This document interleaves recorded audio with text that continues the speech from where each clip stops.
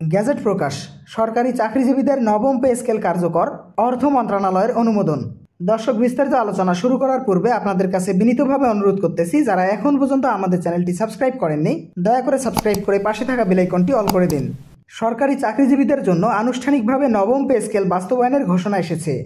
দীর্ঘদিন ধরে বেতন ভাতা বৃদ্ধির দাবিতে আন্দোলন চালিয়ে যাওয়া প্রায় 14 লক্ষ সরকারি কর্মকর্তা কর্মচারীদের জন্য এটি নিঃসন্দেহে একটি ঐতিহাসিক মুহূর্ত। অন্তর্বর্তীকালীন সরকারের নতুন সিদ্ধান্তের ফলে সরকারি চাকরিজীবীদের আর্থিক ও সামাজিক জীবনে বড় ধরনের পরিবর্তন আসবে বলে ধারণা করা হচ্ছে। দর্শক, আপনারা দেখতে পাচ্ছেন নবম পে স্কেল 2025-এর একটি প্রস্তাবিত চার্ট।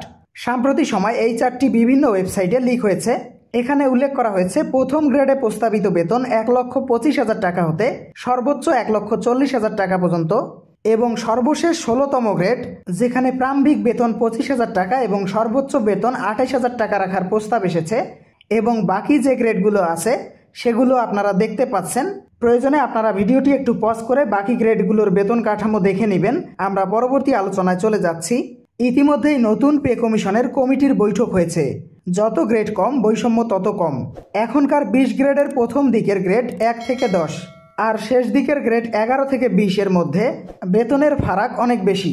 যদি গ্রেড 12টা হয় তাহলে নিচের দিকের কর্মচারী বেতন দ্রুত উপরে ওঠার সুযোগ পাবেন। মানে কম গ্রেড হলে নিচের কর্মচারীরা বেশি লাভবান হবে। এছাড়াও 16 গ্রেড হলে কিছুটা বৈষম্য কমবে, কিন্তু পার্থক্য অনেকটা থেকেই যাবে। যারা নিম্ন গ্রেডে আছেন, যেমন অফিস সহায়ক, MLSS, গার্ড ইত্যাদি, তারা তেমন বেশি বেতন বৃদ্ধির সুযোগ পাবেন না। 12 গ্রেড হলে তখন প্রতি গ্রেডে বেতন ব্যবধান অনেক কম হবে। কর্মচারীরা বিশেষত 13 থেকে 20 গ্রেডে যারা ছিলেন তারা তুলনামূলক অনেক বেশি লাভবান হবেন। যেমন বর্তমানে 20 গ্রেডের কর্মচারীর প্রারম্ভিক বেতন যদি 8,250 টাকা হয়, সেটি 12 গ্রেডে রূপান্তর করলে সরাসরি অনেক উপরে উঠে যাবে, যেমন 15 থেকে 20,000 টাকার আশেপাশে। আবারও নতুন একটি বৈঠকের আয়োজন করা হয়েছে। এই বৈঠকের মাধ্যমে সরকারি চাকরিজীবীদের নবম পে স্কেল বাস্তবায়নের চূড়ান্ত ঘোষণা আসতে যাচ্ছে।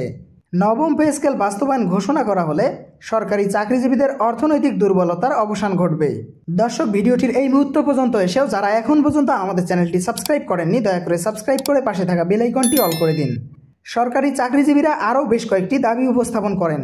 সেগুলো হলো মাসিক টিফিন ভাতা 2,000 টাকা যুগোপযোগী করতে হবে, চিকিৎসা ভাতা মাসিক 1,500 টাকা যৌক্তিক পর্যায়ে আনতে হবে, মাসিক 100 টাকা ধোলাই ভাতা পুনর্নির্ধারণ করতে হবে, ভ্রমণ ভাতাও নতুনভাবে নির্ধারণ করতে হবে, বাড়ি ভাড়ার ক্ষেত্রে ফিক্সড ভাতা নির্ধারণ করা যেতে পারে, মোবাইল ফোন ভাতা কর্মচারীদের জন্য চালু করা যেতে পারে, শিক্ষা ভাতা অবশ্যই বৃদ্ধি করতে হবে, বিশেষ সুবিধার পরিবর্তে কর্মচারীদের জন্য রেশন সুবিধা থাকা প্রয়োজন। অবশ্যই নতুন বেতন কাঠামো অর্থাৎ নবম পে স্কেল 2025 সালের জন্য একটি ন্যায্য ও ইনসাফ ভিত্তিক প্রস্তাবনা হলো, যাতে দ্রব্যমূল্যের সাথে সঙ্গতি রেখে কর্মচারীদের জীবনযাত্রার ব্যয় নির্বাহ করা যায়। এটিতে গ্রেড ভিত্তিক তেমন বৈষম্য দূর করা এবং একটি যুক্তিসঙ্গত বেতন কাঠামো প্রণয়ন করার উপর জোর দেওয়া হয়েছে। গ্রেড ভিত্তিক বেতন বৈষম্য দূর করার জন্য একটি নতুন বেতন কাঠামো তৈরি করা অতীব জরুরি, যেখানে প্রতিটি গ্রেডের কর্মচারীর জন্য যুক্তিসঙ্গত বেতন কাঠামো থাকবে। দ্রব্যমূল্যের সাথে সঙ্গতি রেখে বেতন বৃদ্ধি করা, যাতে কর্মচারীরা তাদের জীবনযাত্রার মান উন্নত করতে পারে। গ্রেড ভিত্তিক বেতন বৈষম্য দূর করার জন্য একটি কার্যকারী পদক্ষেপ গ্রহণ করা, যা বর্তমানে সরকারি কর্মচারীদের মধ্যে একটি বড় সমস্যা। টাইম স্কেল, সিলেকশন গ্রেড এবং অন্যান্য সুযোগ সুবিধা যা আগে ছিল সেগুলো পুনর্বহাল করা অথবা নতুন করে যুক্ত করা, যা কর্মচারীদের জন্য একটি ইতিবাচক পরিবর্তন আনবে। এই প্রস্তাবনাটি সরকারি কর্মচারীদের জন্য একটি ন্যায্য এবং কার্যকর বেতন কাঠামো নিশ্চিত করবে, যা তাদের জীবনমান উন্নয়ন করতে সহায়ক হবে। তো দর্শক, আজকের ভিডিওটি এই পর্যন্তই। আশা করি ভিডিওটি থেকে অনেক গুরুত্বপূর্ণ তথ্য জানতে পেরেছেন। সরকারি চাকরিজীবীদের নবম পে স্কেল, মহার্ঘ ভাতা সহ যাবতীয় আপডেট সবার আগে জানতে আমাদের চ্যানেলটি সাবস্ক্রাইব করে পাশে থাকা বেল আইকনটি অল করে দিন।